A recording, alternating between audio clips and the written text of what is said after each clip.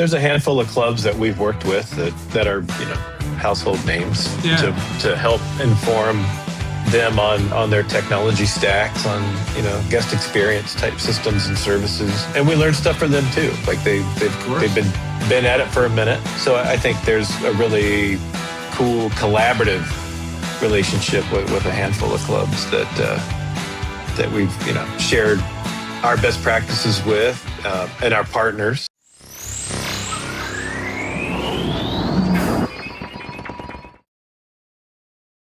We are so grateful to be supported by these community champions: Sales MD, Team Friday, Realist Lab, Kiana Patterson, Diego Chavez, Jer Boucher, Heather Ryder, Janine Sua, Lily Roca, and Steve Kernan. Hola, hello, hi, bienvenido, and welcome back, or maybe welcome to Entrepreneurial Thinkers. Maybe you're joining us for the first time.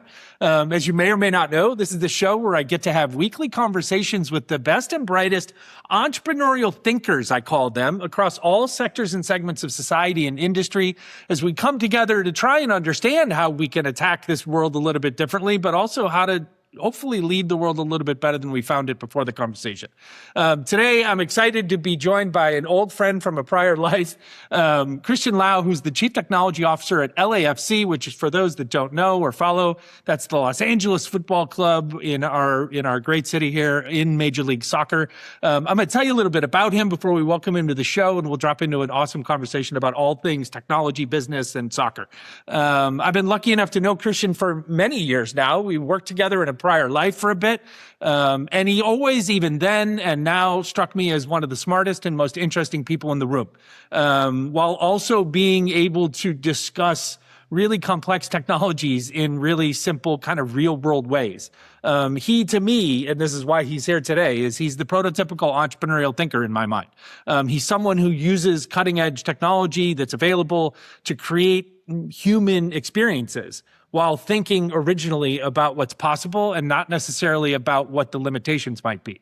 What a story his is. It's not the atypical story that gets you from there to here in a career. Picture a naval intelligence operative who transitions into private industry, learns how to scale and expand companies across industries, but then synthesizes all of these experiences and insights into leveraging technology and human insight to build the best-in-class modern-day sporting fan experiences in the MLS. And he's not just a sports fan or a sports industry operator. In my experiences and perspective, he's really kind of a curator of fan and business experiences. He's part of the founding group there at LAFC. Christian and his teammates are constantly in all aspects, really. I say this from both a fan and an outsider perspective, just living here in LA, kind of building one of the most innovative sports organizations in the world, blending AI, biometrics, and seamless design to make the entire stadium experience feel almost invisible. With over 2 decades of transforming complex systems into human experiences, he's not just building tech, he's really just quietly redefining how we move and interact and feel in the spaces around us. And that's a lot of what we're going to talk about today. So I'm super excited about this because it's kind of like an inside little behind the scenes view of what we all experience as sports fans, at least here in Los Angeles. So Christian, welcome to Entrepreneurial Thinkers, buddy. Thank you so much, Rob. Appreciate you having me. My pleasure. There's a lot to unpack, a lot to discuss and explore together. You're going to give us some insights, and frankly, probably satisfy a lot of curiosities on things that the average fan doesn't even think about when they walk into a place like BMO or maybe any stadium. And so we'll extrapolate some of what you guys are doing out at LAFC into just kind of the broader world of sports in the industry right now. But I want to start with something real simple because this is a very personal perspective for me as a fan. I've been to, I don't know, maybe a dozen LAFC games over the years. I've been to probably that many, if maybe not a few more, Angel City games at BMO over the years. And I'm curious, like, why does the fan experience inside of BMO just like feel so positive and uniquely energized compared to just about any other stadium that I would go? Well, I appreciate that. I think it was intentional, going back many years, but something that we wanted to just kind of blend into the background frankly. You think about coming into the venue. Our primary focus was always trying to eliminate friction that you saw in other venues. In fact, when I came on board at LAFC, I mean, it's, over 9 years ago. And back in the day, we were a giant hole in the ground and we were just trying to figure out our strategy. And I joined very early. I mean, we had no players, no coaches, anything like that. That's why I say, like there's founders and then there's that founding team. But when you're there in a professional sports franchise before there are players, you're early. Yeah. Oh, very early. And then really just trying to redefine what the guest experience would look like, from a leadership perspective, ownership, same thing. Like we got together and just kind of talked strategy about, what we wanted to do. And so my primary focus, not coming from sports, I kind of thought back about the experiences I had at venues over the years. Okay. And what didn't work, what I didn't like. And so then I went on a journey in that first year to venues, newer venues, primarily that had opened recently, just to understand what was working, what wasn't working, what kind of friction they were seeing, that kind of stuff. Yeah. Which is really informative, frankly. I think learned a lot of lessons there, and then brought that back to our experience. Spent many months working through what would ultimately become what you have today, BMO Stadium. Back in the day, again, just kind of trying to redefine without actually realizing some of this. Like we didn't actually set out to redefine certain categories around, like, weapons detection. You're thinking like redefinition in the big sense and not at every micro decision, probably. Yeah, at all. But what happens, ultimately is you start going down a path,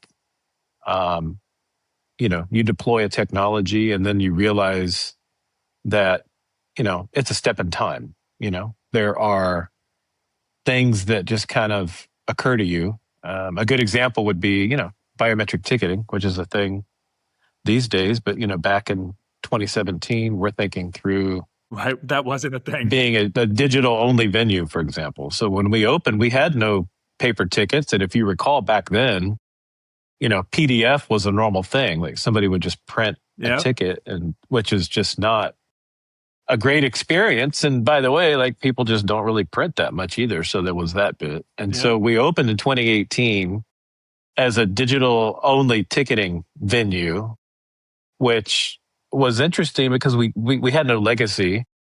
So our season ticket members weren't all that concerned about it. But, we did hear feedback from the industry, thought we were crazy. You did get some folks that wanted to have first season ever commemorative tickets, that kind of stuff, but just trash. I mean, people just throw that in a drawer and never really look at it again. Maybe somebody will frame it. So we went to market with that and realized okay, so, we have a QR code you can scan, but that's not a great experience either because people don't necessarily know which way to angle the device. And then you also have situations with screen, density, the sun can be in the way. Because they have all of those in the macro outside of sports, like all of those technologies, a couple of those things you just referred to, were kind of new in and of themselves, right? Like they weren't embedded in our user experience as humans yet, and then here you guys are bringing them over to sport and be like, hey, get used to this in sport. Yeah. And by the way, you don't have your brightness up on your device. You're not going to scan a ticket. But what we decided to do in that first year is we knew NFC, near field communication, what you see now, everybody takes advantage of it pretty much everywhere. But in 2017, it wasn't really a thing yet. But, we started to focus heavily on what the wallet experience in Android and iOS would look like, and made some decisions to get into NFC ticketing. And of course, that took off really well. And then by 2019, we were thinking, well, wow, what's next? Okay. What's after the NFC ticket? And then that's how biometrics came up. And we started down a path to do face identity ticketing as well. We actually launched it in early 2020 before the pandy hit, right? We had to shut down. That kind of like, changed things for us a little bit, but we had a really good trajectory there. And now, of course, like, we have biometric ticketing and age verification, payment, all those things are opt-in at BMO Stadium, and people take advantage of it. And it's just a really clean experience, but the technology in itself is not cumbersome, but none of our stuff is. Like, so you asked the question about our guest experience. And so, you walk in, we have a weapons detection system, you just walk through. Unless you have a clear bag or something goes off, Right. like we obviously have to do so a little bit more, scrutiny. But for the vast majority of people, they just walk in, they tap their device, or their face can be their ticket, and they're in the venue. Yeah. Literally, like there's barely any friction there. And then, when you come into the building, we've done a lot of work around autonomous retail. So you can do like optical self-checkout, Amazon Just Walk Out. These types of platforms allow Rob to come in, buy a beer, and if you want to get some food, and you're literally through that transaction in 14 seconds, I think, is our average scan rate at our optical self-checkout units. Now, there is a variable there. Like sometimes people will come in and we have King's Hawaiian, for example, very popular food items. And sometimes we get backed up making those food items. Sure. And they might have to wait a minute, but once they check out, they're out. I mean, it's, Right. a 9-second transaction and everybody's happy. So we see that. And the reality of it is I think most people interface with those systems, but they don't really think about those systems. And I think that's the thing for me is like, you're not, I was harking back as I was preparing for the interview, and I thought to myself, like, of my own childhood fandom experiences, right? Like Wrigley Field, paper scorecard, all those types of things in 1975. And yet, like, going in and out of BMO for a football match, like it doesn't, even though there's all these layers of technology between 1975 and 2026, the reality is, like, it doesn't feel cumbersome. Like, it's fascinating to me that you guys not just thought about it originally, as you said, you've been at it for a while now, and you're constantly thinking about it. So you're almost like, well, okay, what frictions have we created now by eliminating those frictions? And then how can we be sensitive to the frictions we've created in 2023, 24, 25? And then how can we do better on that? And it's just constantly, again, very, very, very interfaced with us as fans, but also kind of seemingly just behind the scenes, right? Like, I mean, it's the fascinating part is it's very, very right in front of you. No different than a loud ticket taker guy would have been at Wrigley Field in 1975. But yet you guys have adapted that using technology, and the experience for the fan is just like, oh, it's as easy, as awesome. I'm at the ballpark. I'm here for the game, the match. Like, I'm not thinking about all this other interactive stuff because it's so seamless. Yeah, exactly right. And, everything we've focused on over the years, it really comes down to human scale, how people interface with these systems. We don't really want them to think about the technology that they're interacting with. We just want them to get through the transaction, and then move on with enjoying the event, whether it's a football match or a concert or we do other types of events as well. So we want those things to be, not top of mind. Yeah, no. Right. And again, experientially, just from my point of view, and there may be others that argue it, or others who don't like new things, who are Luddites, or who don't want the new technology. Flat Earth people. Right. Yeah, there's always that in your fan base, I would imagine, right? So there's always at any size of people, there's going to be groups of people that are going to be pissed off about something. Right. But once in a while, in general terms, you're giving that experience that if there's a 7-year-old kid going to a match now, they're thinking about it being a seamless experience to get to the joy of the match, no differently than I was when I was walking into Wrigley Field 50 years ago. Yeah. Which is exactly right. That's awesome for you. I'm curious, you alluded to something in the talking about kind of the origin story moments, right? Sports is big business, right? Technology, you and I know technology from before your sports life. right? Technology is one of those things inside of businesses, depending on the size, enterprises, small businesses, right? It's oftentimes thought about as like an expense, and it's the visionary executives are like, we got to use all this technology, right? It's like a begrudging experience. It sounds like for you guys, when it was just a hole in the ground, so to speak, that the founding team was really kind of behind you and behind technology from day one. Like that this was like, hey, this is going to be part of what we do to be good at what we're trying to do. Oh yeah, no, 100%. In fact, as a technologist, I'll tell you 20 years ago, any venue that, any organization, doesn't matter what industry they're in, if they're thinking of technology as an expense and this vague line item that people just have to deal with, then they're not thinking correctly. And right. I'd say that's probably really poor management for a lot of folks. They're losing or inevitably going to lose. But you do hear that. I hear that from people. But what I will say on the topic is, technology in general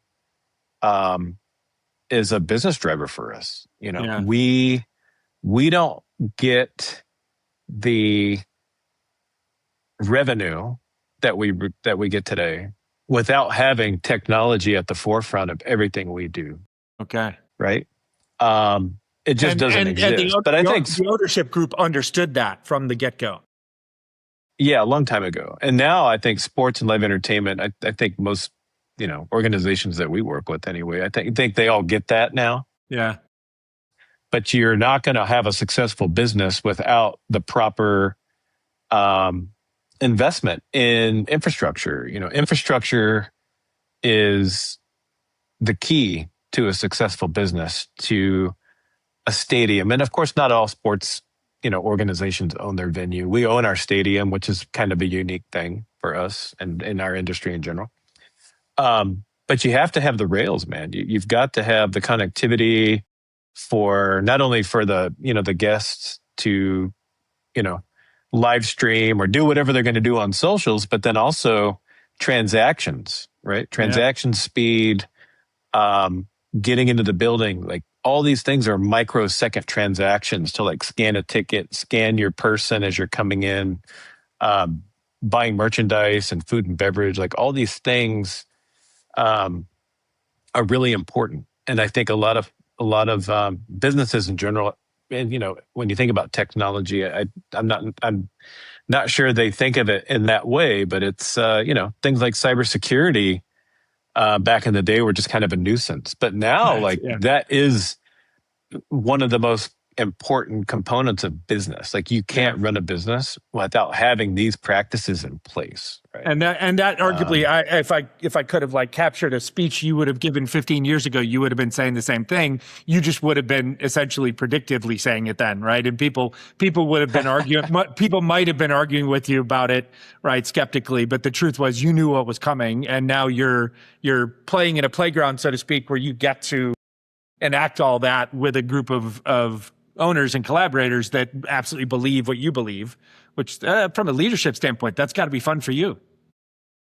It's helpful. You have your skeptics for sure. And I think back in the day, just, 10 years ago, whatever. People probably looked at me like, man on the moon, like, yeah, okay, this guy, sure, whatever you say kind of stuff. But now I think everybody kind of gets it.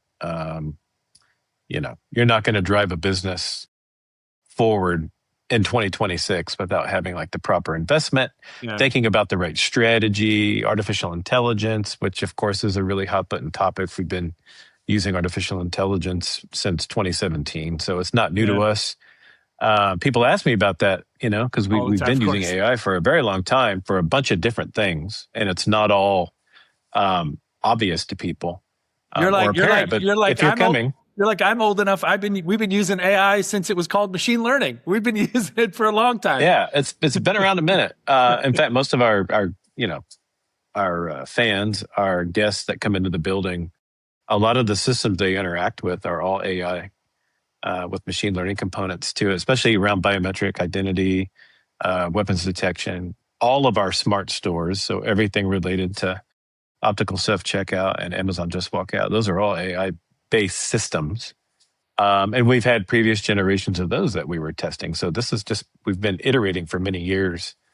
But what I tell people is, because, AI's kind of come to the forefront now, especially like Gen AI and that kind of stuff. But I think the reality of it is a lot of the platforms that existed before have matured to a point where they're actually ready for business. Like they're actually ready for prime time. Yep. Where 5 years ago, 6 years ago, like it just wasn't. It was all very, it was just, trying to figure stuff out. It was really good alpha or beta testing ready. But now things are truly in production and we see, that gives you a hell of all a the sandbox. opportunity. Yeah, I mean, that's exactly it. Like that technology sandbox meeting the market combined with like a management ethos that you're describing. That's exciting time. I'm curious, a little soccer deviation here. We talked a lot about like the fan facing in stadium business operations, revenue generating use of technology. Does the football technology use, does that fall under your purview inside of LAFC personally as a leader, or is that something that gets siphoned off to other people and you don't play any part in that? It's actually a mix. I am involved. There is a work group of folks that are involved in that. Frankly, player performance is a very, what's the right word? Let's just say players and coaches, they have their own methodology on how they want to do certain things, their own training, that kind of stuff. Yep. And frankly, a lot of the systems that are out there, they're not one size fits all. Some stuff is, some stuff isn't. I get involved when I need to, but my main charter in the organization is revenue generation and focusing on guest experience. But there's a lot of cool stuff that we do on the player side as well. Because those are the secret sauce things. Yeah, no, and we don't have to talk, but because just the general theme of that has become quite a big deal as a football fan in general, maybe above average fan. Like that kind of stuff is quite the thing nowadays, right? And it's the old Moneyball model of how to manage the business operations of soccer and the player transactions and worth and trades, as we would say in the U.S., or transfers, as we would say everywhere else in the world.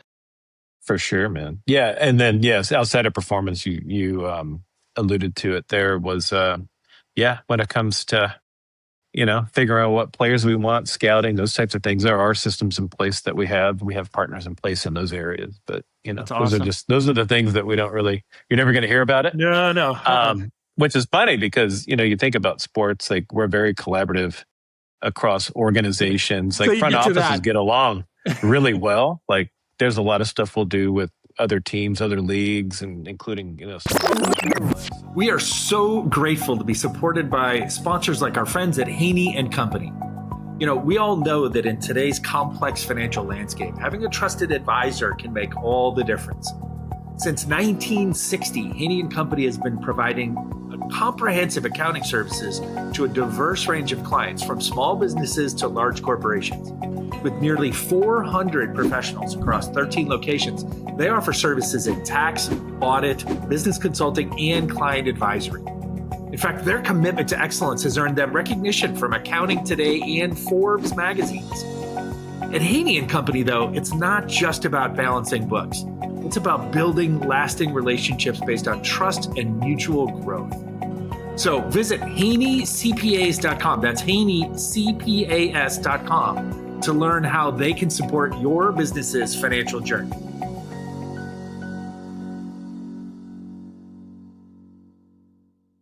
Clubs in MLS, and when it comes to guest experience, we'll share all day long. But man, as soon as it comes to players, everybody just closes the door and just like. No eye contact. No, exactly. Because now we're negotiating against each other, even though we're in the same league, right? That's funny. Definitely.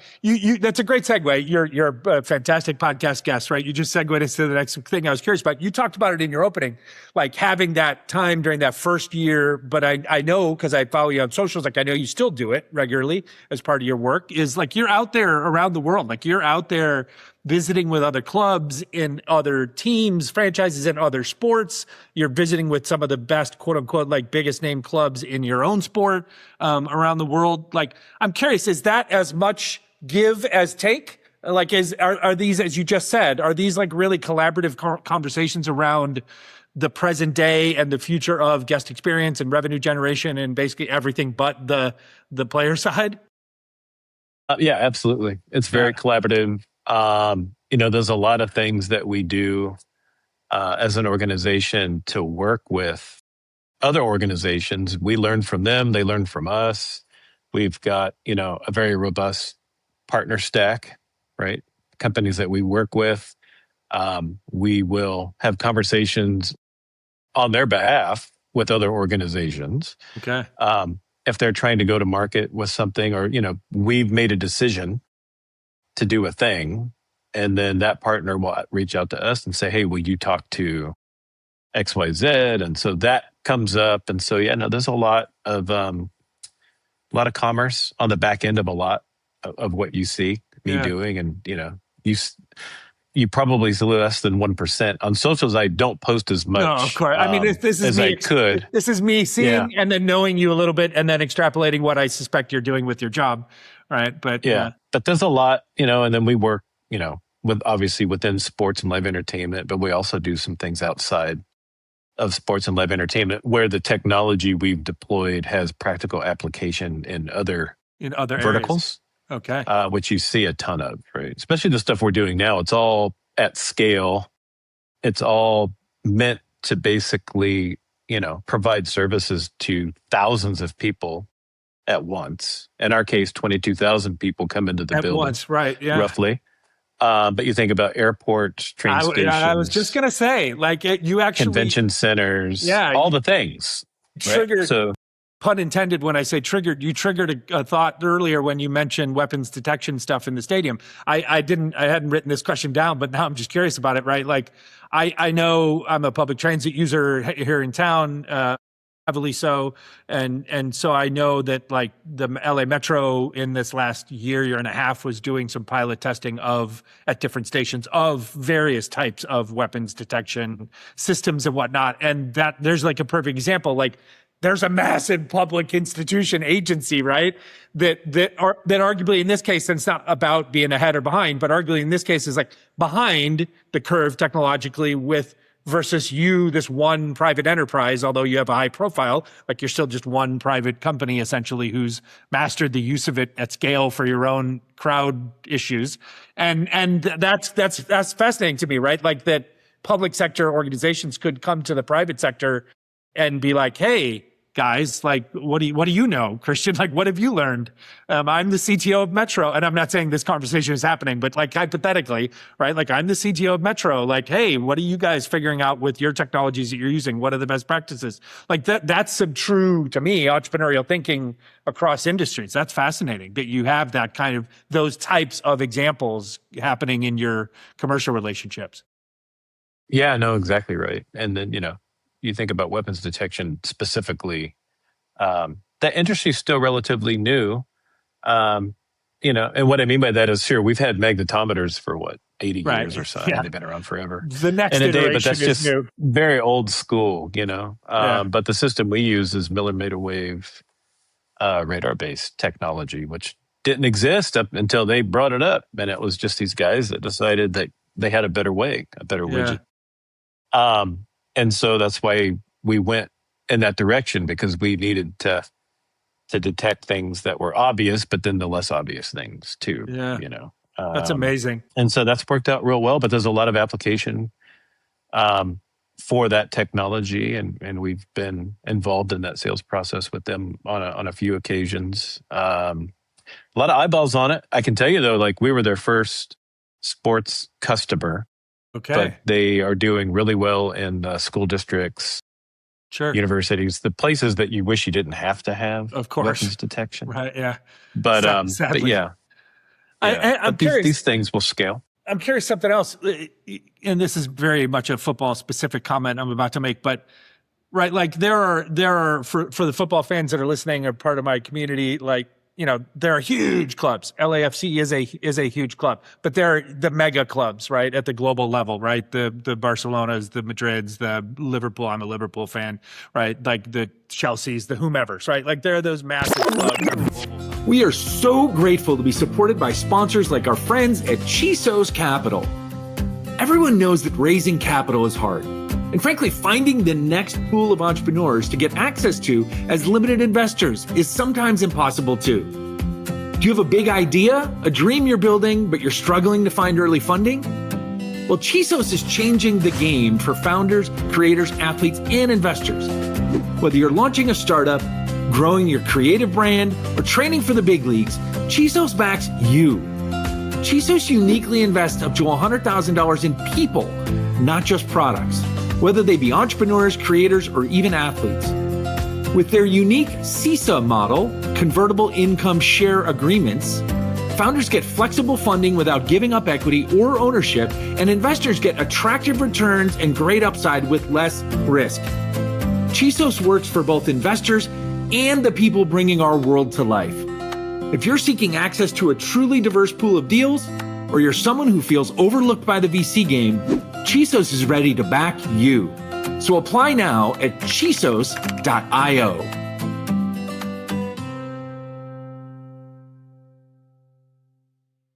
On a global soccer basis. And what I would find interesting, and please tell me if I'm totally wrong about this, but like just because you've got some of these clubs that have like massive long histories and big commercial operations, there could be a lot of cases where you guys kind of like the, decade old upstart, who's kicking ass on the pitch and in the commercial arena and in the technology arena. Like you could be more expert about technologies that could be deployed for commercial purposes, for revenue generating purposes, for business management purposes than they would. So even though they are massive, I would imagine, and if this is true, I'd be curious, are there sometimes these massive clubs that look at you guys, and again, you're more like the growth stage company now, not the startup anymore, but are there folks that look at you guys, and kind of think like, hey, shit, we could learn from Christian. Like, I don't care if we've been around for 122 more seasons than they have, and we have $1 billion of revenue, blah, blah, blah. The truth is we're way behind. We just built a new stadium. We're just modernizing for the first time in 50 or 70 or 80 years or something like that, right? Like, does that ever happen?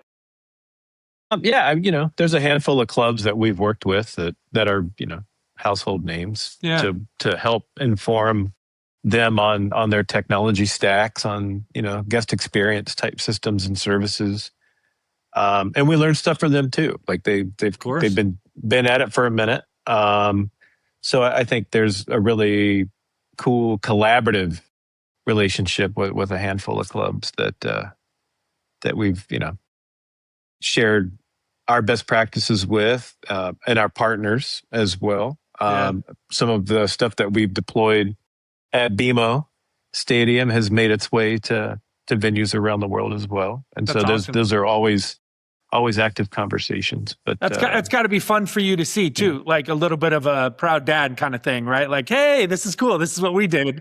And now you guys are doing it over here. That's cool. Yeah, I think, you do get some of that for sure. And I think that, in the end, we're all in the same business. And so even though the markets might be different, everything's pretty much the same, I would say. And so we want to see everybody succeed, especially our partners too. Like they go through a lot to help us achieve a lot of what we've done. And so we want to make sure that we, help them scale. Right. And, and bring that back to them as well, And even more so, maybe you alluded to this also in your opening, kind of forget the big names we just talked about, but like inside the MLS, I mean, you guys are literal partners, right? Like the franchises that are part of this league, like you have a collective endeavor that is the success of growth of the league. And so I would imagine, there are franchises, no disrespect to any of them, they will remain nameless, but like that aren't run as well as you guys, or aren't as forward thinking an ownership group as yours might have been, et cetera. And so I would imagine that there could be an opportunity for a lot of leadership help and guidance that you can provide to other clubs in different states of existence inside the MLS. Yeah, I'm sure that's possible. We have active conversations with the league on a regular basis across the whole business, though, not just technology, but, across marketing and legal operations, sales and service, all the things. How do you guys do what you do well? How can we do that too? There's just a lot of collaboration. There's different committees and things that all the clubs are involved in. Oh, okay. There's an AI committee. We have cybersecurity. There's a bunch of things that we, we're all touching the same elephant. And so in at a the same league place, level, right? at a league level, leadership is thinking about these things in the collective. Absolutely. And so you have, you have those opportunities to just really educate on why we did something versus, you can go multiple directions. Name the category. Cybersecurity is a big thing for us. Obviously, very high profile club, and we want to make sure that we have any and all areas of attack secured, and we do the best we can to make that work. And a lot of clubs, I think, and not just in MLS, but just in general, I think sports organizations in general are still trying to figure out, like, what is their cybersecurity strategy? What is the posture going to look like in the future? That kind of stuff. And so we've been dealing with that for many years. And frankly, I think as an organization, we're definitely an authority on that topic. That's awesome. And so we'll work with others to help them achieve the same level of security, right? Yeah. Which I think they appreciate, because obviously you want to have that peace of mind, but then also, you have your cybersecurity insurance premiums and those kind of things. Yeah, will definitely go down if you're doing the right thing. Exactly. So it ends up saving them money as well, which is very which practical is usually business reasons to do these things. Huge motivator. Yeah, to learn the lessons if you're behind the curve a little bit. Hey, I don't think I've ever asked you this question in our friendship or over the last decade as you endeavored into this world. How'd you get this job initially? Like, how did this even come to pass in your already eclectic, amazing career journey? It was a very random friend of a friend. That's awesome. Conversation. Yeah. The head of strategy here at the time was tight with a friend of mine, and they were looking for a CTO, and just asked if she knew anybody, basically. Wow. Which was interesting. That's old school. And I think they were, yeah. And, I think it's interesting. Our leadership at the time, ownership, they were looking for people, not just in my role, but several folks that came into the organization came from outside of sports. Okay. And so they were looking for people with just a different perspective on things, which I definitely did. And so that's how that... You deliver on that 100%, man. Yeah. So that's how that played out. I remember my first conversation on the topic was, this has been years now, but I was in Westwood sitting in my car, waiting to go into the Mighty Morphin Power Rangers movie premiere. Wow. My friend love Janet, because my friend Janet was a producer on it. And so was there to celebrate that and watch the movie and stuff with a bunch of friends and that kind of stuff. After party was great. But yeah, so that's how that started. Awesome. Yeah, man. So that was good. It was a process to get in, but just having the conversation about what I wouldn't do. Sure. And what doesn't work, I think, was probably more beneficial to them than, all the pie in the sky things. And or speculative stuff about, like, well, if I was doing this in the soccer world, this is what it wasn't really, they were more like, talk to us about business and technology and all the things that you love to talk about. Yeah, exactly. And then what didn't work? Because, even, before LAFC, I went to a lot of sporting events, lots of concerts and things around the world. And, you go to venues and it was just terrible. You're like, I'm a great fan. Connectivity I am sucks. a great fan. I can tell you how we could be doing this differently. Yeah, you did too. I mean, you're talking about going to Red Sox games in the 70s. No, Fenway's a great ballpark, by the way. You forget about all that stuff until you later are a podcaster and you're sitting here congealing all your memories and your experiences and you're thinking about them in a different way. But I mean, literally, like, it's one of the things I say, and I've said it to a couple of the now former owners of original founding people of ACFC that I've had the good fortune to get to know a little bit through some mutual friends. And I've said oftentimes to them, I'm like the experience in that, literally the fan experience in that stadium during an Angel City match the combination of your underlying infrastructure of the stadium and the layers that LAFC has built in, and then the unique cultural commitment that ACFC, I'm like, it's unlike anything in 50 years of fandom. Like it's just a very uniquely positively energized, communal, collaborative, family-oriented vibe. We are so grateful to be supported by sponsors like our friends at eSudo. You know, running any business, but especially a law firm, means balancing a lot. And technology, frankly, shouldn't be a headache. eSudo makes information technology and cybersecurity simple for law firms large or small. With over 20 years of experience, they specialize in everything from Microsoft 365 management to advanced cybersecurity solutions. They help you to stay ahead of threats, manage your data securely, and keep your tech running smoothly so that you can focus on what matters most, your clients. eSudo understands the legal industry's unique needs, offering tailored solutions to ensure that your firm is always in compliance and always protected. Are you ready to upgrade your firm's technology or get help with your questions? Visit esudo.com.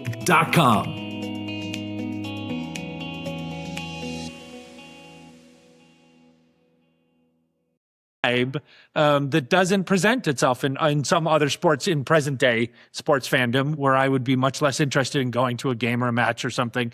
But yeah, I mean, that's ultimately, like you said, that's just from, we've all experienced it. Like if you're a fan of anything and you've gone to venues for anything, you have those memories, and it chronicles kind of how you felt about it. That's why I always keep coming back today to kind of the feelings of it all, right? Because it's really all that matters. Like you want this fan to skip past thinking about any of the technology and get to the feeling part, because that's the beauty of live sports, or 100%. Or a concert or an entertainment engagement.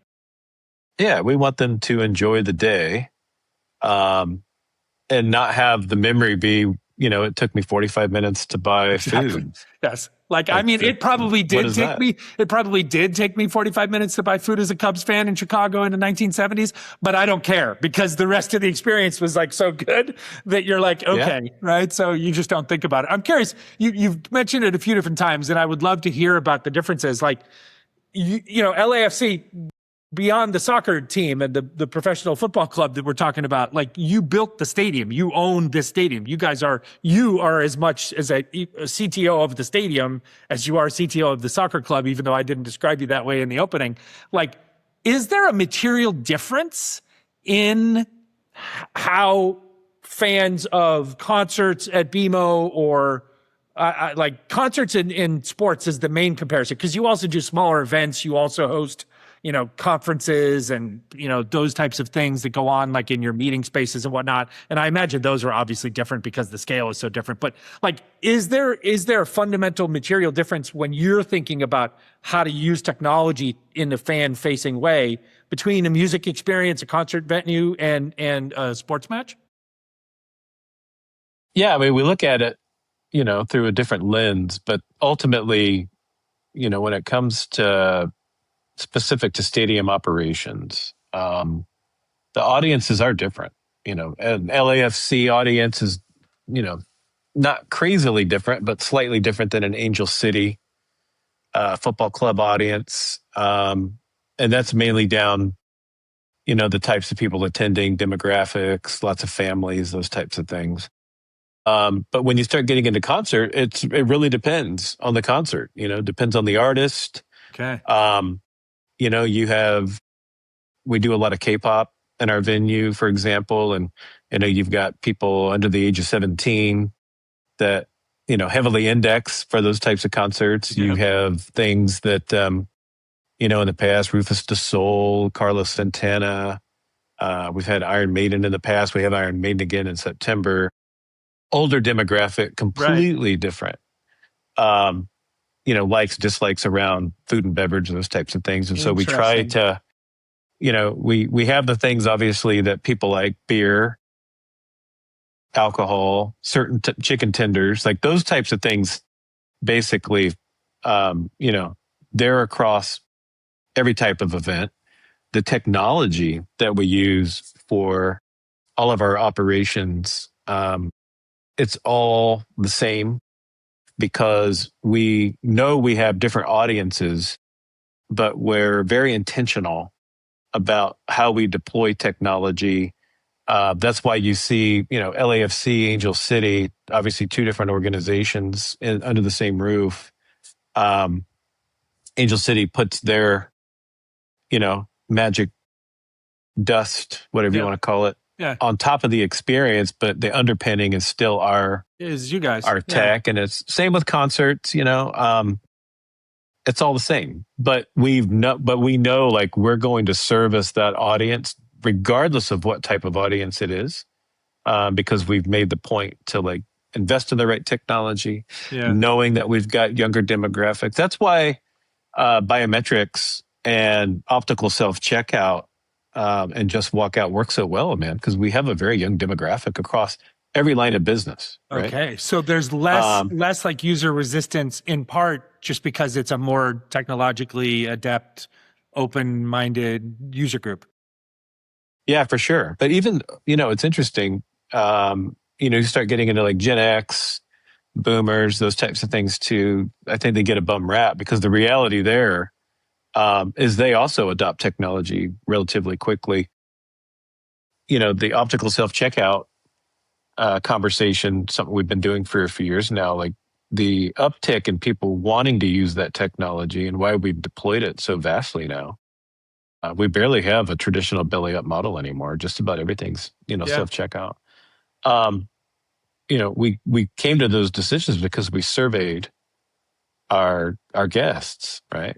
After every event. But when you start looking at the characteristics of these fans of ours, these customers, like you start seeing, age, because we ask all the right questions. Sure. And so we're looking at these across, age ranges, demographics, socioeconomic, factors, all the things. And, it's basically like a nice straight line. Just about everybody aligns with our strategy, which is why it's our strategy in the first place. Like we didn't just wake up and say, hey, you know what, we're going to do this. Well, it was actually informed over time by our customer. It's part of what's fascinating to me is as you so you collect all this information, right? So you've got all this incredible insight, and it's from these different audience segments related to different use cases of the stadium, the event space, et cetera. But then there's when you collect it all, right? There's just shared baselines that say, okay, like this part is universally true.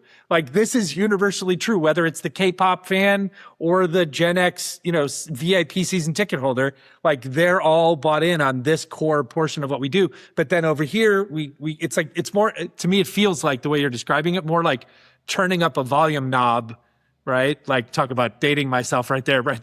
Turning up a volume knob on how the technology interfaces with the experience, or turning it down, right? Or as opposed to having like these siloed experiences. So I can walk into the ACFC match, and other than them changing out the marketing stuff on the walls, and as you say, sprinkling their community dust on it that they do so well, like generally I'm experiencing a BMO Stadium, underlying a BMO Stadium event, the way that it feels good when I attend an LAFC match. Exactly right. Yeah, that's pretty cool. Yeah. That's got to be fascinating. I'm curious, this is another one I wasn't really thinking about until you just said something like, you're still a young guy. Like, I mean, so like, unless you're going to do this for 30 years, like there's got to be a layer of what you're learning now. I mean, you were in the Navy. We met in the franchise world. Like there's so many different things that you've experienced and are experiencing. And now you're layering sports and entertainment onto that. Like, what do you like? Not that I'm trying to rush you out the door, because it seems like you're having fun, but where would you take all these experiences that you're learning now in sports and entertainment and stadium management? Like, what might you apply this to after this? Or is this it, man? Or you go from this to retired and just being a fan? I'm definitely not thinking about retirement, any of those types of things. I haven't really given it any thought, man. Yeah, no, I honestly, I think, I just enjoy the work. I Yeah, it's enjoy obvious. the innovation and really just kind of, trying to solve for sometimes problems that people didn't even know existed. But then once you actually get it out to the forefront, you realize, oh, wow, like that actually makes a lot of sense. How did we not have this before? So Right. I Yeah. enjoy that kind of thing and the collaboration behind it. So yeah, no, I'm in a good spot. I feel, like I've got a lot to do still, Yeah. and there's a lot of opportunity to do those things. Well, and it seems Yeah, like I mean, again, this just as an outsider fan user perspective, like it, and maybe a bit of a business junkie that I am, right? Like, so it seems like you just happen to enter sports and not on that side of it, or the changing metamorphosis that is kind of the fan live / experience at a fascinating time in history, right? Like a lot of which you couldn't have controlled. We talked about the pandemic, and now we're in this post-pandemic world, and then sports has become this mega thing that it never was yeah, when 7-year-old me was going to Cubs games. Like it seems like the opportunity to iterate and play in this sandbox. Although the club has been around for now a decade or more, or competitors in the industry have been around for 100 years.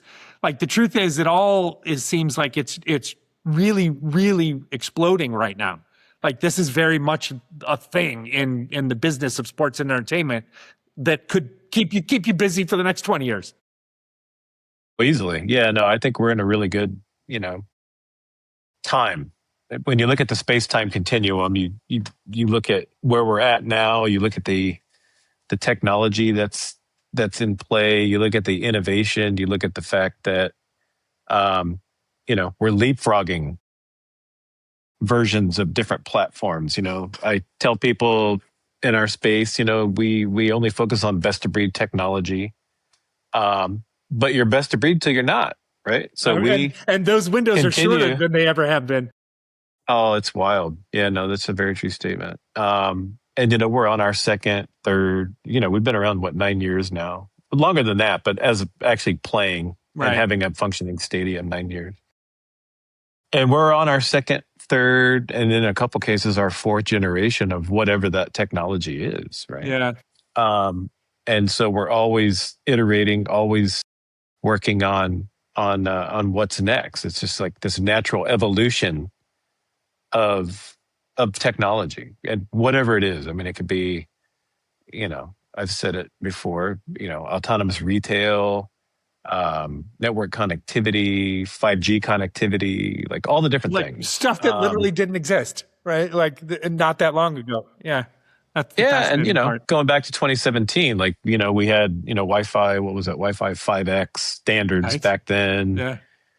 And then you start to look at where the market is, and like some of the stuff that we've deployed in the past, we knew it was planned obsolescence because we're like, okay, we're going to deploy this now, but we know in 24 months we're going to do this other thing, but the tech's just not there yet. And our partners, like, we're still in alpha testing. We're still working through this, but we want to do testing in the stadium. We want to see how this is actually going to work, because they're doing stuff in a lab and it's like, okay, in theory, this is going to be awesome. Yeah. But then you actually get it into an audience, you get it in front of the public, which we do a lot of those types of things. Let's see how this works when there's a big queue of people and those chicken fingers are late coming out of the stove. Right. Exactly. Those are the things. Yeah. Because that's real life. Yeah. Those are, as they would say, under live fire, so to speak. 100%, man. I'm curious. 100%. This is kind of a philosophical question, right? So these are always fun. When you're designing these fan experiences, like in your head, do you think more like an engineer? Do you think more like a fan or a storyteller? Like, are you trying to curate this experience where you're like, I want this person to go through it this way? Like, which part of Christian comes to the fore, or is it just a little bit of all? All of it. Yeah, it's all of it, man. I knew you were going to say that. You have to think through. Yeah, well, because you have to think through, the full customer journey. Yeah, you have to. So that's just that's the customer facing piece, but then you also have to think through the timeline to build out the experience. Does the technology actually line up with reality? What are the economics of this? Is it scalable? Yeah, all that stuff comes into play, man. And then from there, you have to be thinking about, okay, so we're going to do this. What does the next 36 months look like for this platform? How does this play in other venues? What is the revenue uptick for us? Because in the end, the technology we're doing, it's all really cool, but in the end, it really is about revenue and generating revenue and making things as efficient as possible.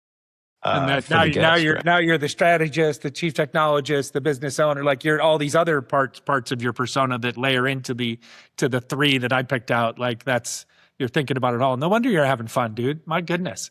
No wonder, I have more gray hair now than I did. Well, yeah, but that was probably going to happen anyways. But you're living a good life. I mean, no wonder you are enjoying it, and I can literally feel it, which is a joy for me today because we haven't connected live in a long time in our relationship. Although we've known each other for a long time, and I've always watched been a minute. Watched the journey, but I can literally feel your. The pleasure with which you're enjoying this experience, which is, I mean, man, if that's not what we're all chasing, so good for you. All right, last question or two before we get to our last segment. This is almost a silly question, right? Like the whole 10 years from now, you just spent 45 minutes extrapolating that we're thinking in 36-month windows, right? I mean, and even that's probably reinventing itself 2 or 3 times in a 36-month window. But I am curious because you do sit in this unique chair that you get to kind of fantasize with us for a minute, right? As the consumer of these concerts, of these fans that go to matches, go to games. What does it look like 10 years from now, right? Because there's so much of what happens today that if you and I would have had this conversation in 2016, there's stuff that we wouldn't have even literally been able to put name to. And then there's stuff that because you're a thought leader, you probably would have been able to fantasize and been like, well, let me tell you what this is in the lab right now. And by 2025, 26, this could be normal. What does it look like or feel like for the average fan? Let's not talk about the super VIP fan, but for the average fan, what is it going to feel like in 2030 or 2035? Great question. I would say that you're getting a lot of the underpinnings of what the future looks like now. Okay. And what I mean by that is, so, you're starting to see it across all kinds of verticals. So you fly, right? You go to the airport, you're starting to see a lot more biometric identity. If you're going to fly to Japan, if you're going to go to the European Union now, since, mid-April, you are going to have a biometric profile. Yeah. Whether you want it or not, because you can't come in the country unless you have a photo taken. They scan your fingerprints and they have a face identity profile of you, and it's tied to your passport. There are no more stamps. You don't get a stamp in your passport anymore. All these things. So that exists coming into the United States for the last, 3 years. I've had a biometric profile. I've literally just been welcome back. You don't stop. You're just done. It's such a quick transaction. But so that convenience, you're seeing it more and more and more. And then you think about, in a stadium environment, biometric identity is your ticket. You can buy alcohol with your face. You can buy anything with your face, but you're age verified in the same transaction. It's like a half second. It's done. And so, but a lot of that, depending on the region you're in, there's some cities, they have rules around it. I think Portland, they have all kinds of stuff around biometric profiles that you can't do. Some states have legislation, some don't. In Europe, it's all over the place. I think England is starting to get into it more and more because there's a convenience factor. And it's opt-in. We're not forcing people to do it or don't. But I think a lot of people opt in because they see it. They see somebody that's literally walking like they own the place into the building. They're not stopping. And they're like, what in the hell was that? And then it's oh, well, we call it BMO Stadium Express. And so that gives people the opportunity in real time to see what that looks like. Yeah. So I think, again, it's in its infancy now. But I think in the next 5-10 years, it's going to be commonplace. And the idea that you're going to have to pull out your wallet, physical wallet is My done. grandson, I mean, that's done now. I was gonna say but people still do it. My grandson, who's right? like 18, my grandson's 18 months. Like by the time he's 8 or 9, going to his, like he won't have a wallet, right? Like it'll all just be tied to his ID or his face. You don't ID even need something. One, especially in California, man. I use my Apple driver license. Well, it's not Apple, but my California driver license in my Apple wallet when I can. But some places don't take it yet. No, 100%. That's fascinating. That's a big insight, though. We're in an era where there's not necessarily going to be like a ton of. There will always be new things. Agreed, understood, right? But we're laying like a big foundation layer, is what I'm hearing you say. Like we're living through like kind of a real foundation layer of this next kind of age of innovation and technology and commerce and whatnot. And then what we'll see is like layered pieces laid on top of that, or iteratively grown. Like that's important to understand for folks. Like this is that time. Yeah. No, definitely. And I think you'll start to see a lot more, along the same vein, when it comes to interacting in general, just with people. Like you're going to start to have less of I call it the belly up model. You're not going to have to talk to people to place orders. We struggle with getting enough staff in the first place. And so for us, the technology has actually been a force multiplier for us, which has been helpful.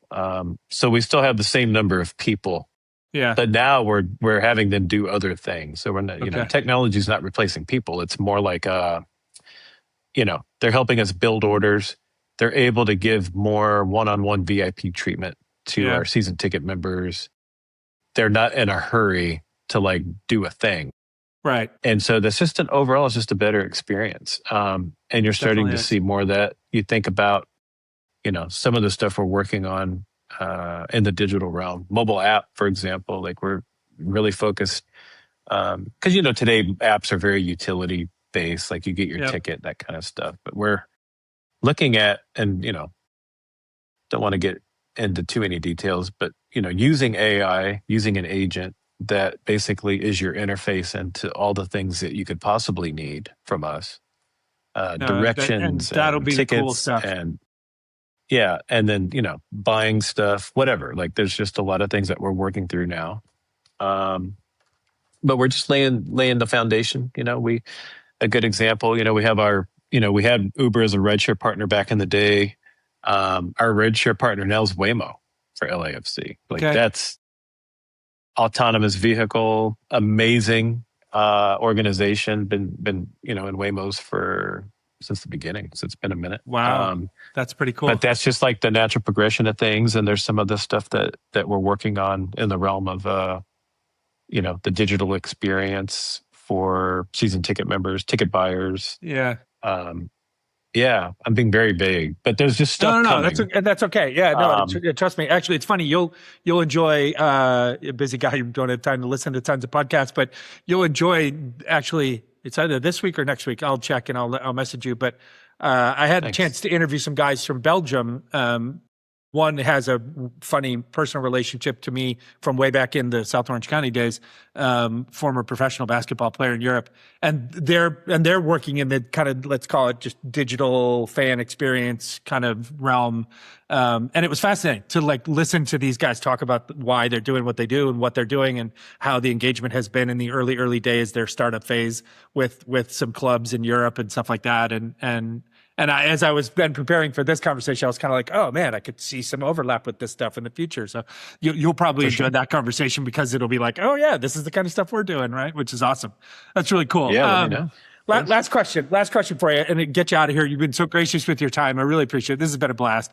Aside from honestly, just on a personal level, it's just nice to see you thriving and see you smiling and hear you excited about what you're doing. Because again, back in the day, like we didn't necessarily work in the most exciting industry when we worked together way back when, but you were always the guy that saw like the cool potential and the possibilities and you love technology, but you weren't like a technology nerd in the sense that you like, in that sense that you didn't understand the applicability of it in the business, right? Like, which is really where it becomes powerful. So it's just joyful for me to see you and hear you literally being happy in what you're doing. But all right, last question. Appreciate it. If someone wants to grow up and be like you, right? So if someone listening and they want to get involved in technology in the sports or entertainment industry, like so sports or stadium management, like what are one or two, not who do they need to know, they need to call you, but what are one or two skills that person should be focused on today? As you say, so many things are changing so fast, but you guys are all across the industry laying this foundation layer of technology in business. Like, so if I'm a young person in college or early in their career and they're like, man, I really would love to work for a guy like Christian or in an organization like what Christian is doing at BMO and LAFC, like what are one or two skills that young person should be focusing on to build up their career? Wow, man. That's a good question. This is Christian's mentor question. Good God. I would say, well, one definitely is, and